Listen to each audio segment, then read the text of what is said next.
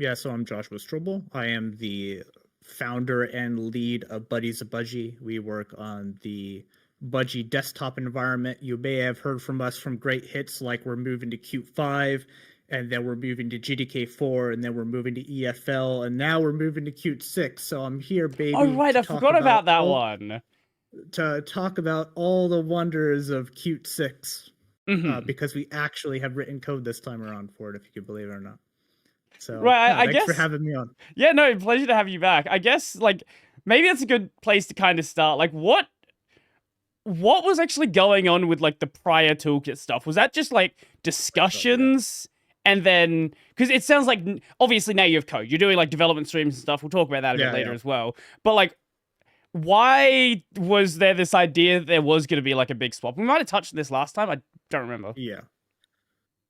So back in the day, this was 2015, 2016. I don't have archive.org, and it's been years. Ike was not too happy with the way GDK3 was moving and some of the GNOME ecosystem was moving. So even back then, particularly, he had some bad experiences with trying to take up maintainership of GNOME screensaver, which then led to Budgie screensaver.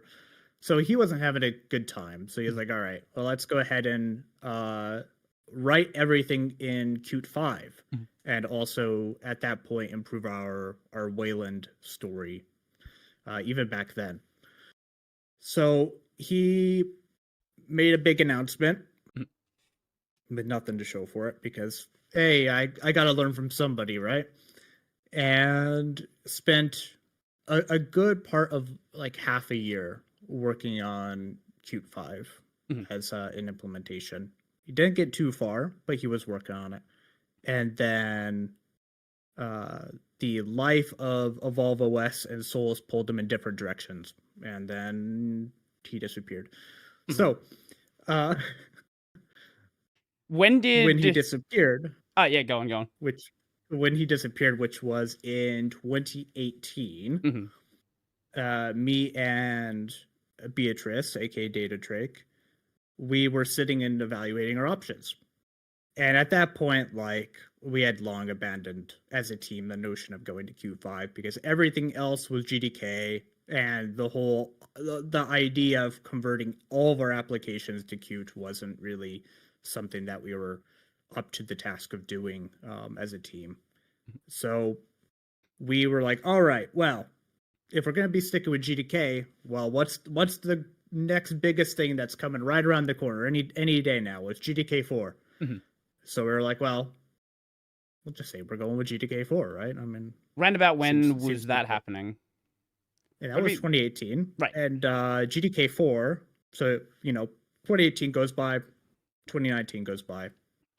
And I believe it was 2021 when it released. I don't remember. I have to look it up. Sorry. I feel like it was maybe, of course, Kaji isn't pulling up the result, but years later they finally get it out. And to be clear, I actually think GDK4 is great. Maybe a hot take there, given everyone likes to think I like to crap on GDK all the time. But objectively speaking, it is a vast improvement over GDK3, especially when it comes to like lists and list models, and when it comes to not having to subclass, which back in the day, I used to really... I liked to subclass to hell and back, and the Budgie code base had lots of subclassing, but that made it really complex for like popovers as an example. So they had ripped out subclassing for popovers and a few other things.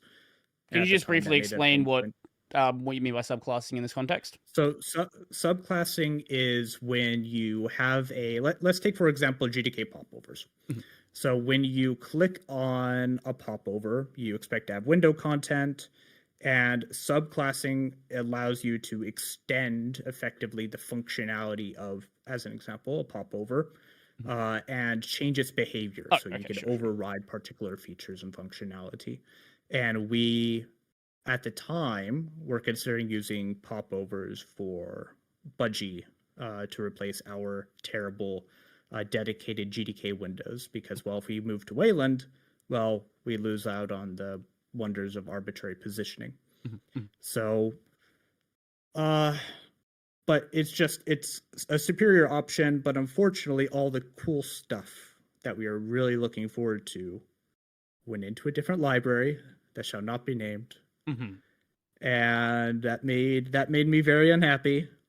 I understand why they did it, but that doesn't change the fact that I was not happy with that. So, given all the ecosystem changes and also given how we were seeing the engagement between System 76 and GNOME at the time, which sort of then precluded their creation of Cosmic, at least the Cosmic that we all know today. Right. Cosmic originally all right, well, was like Cosmic originally was like the customization on top of the GNOME desktop before they turned it into what it is now, the Smithy-based, ICE-based thing they have. Exactly, yeah.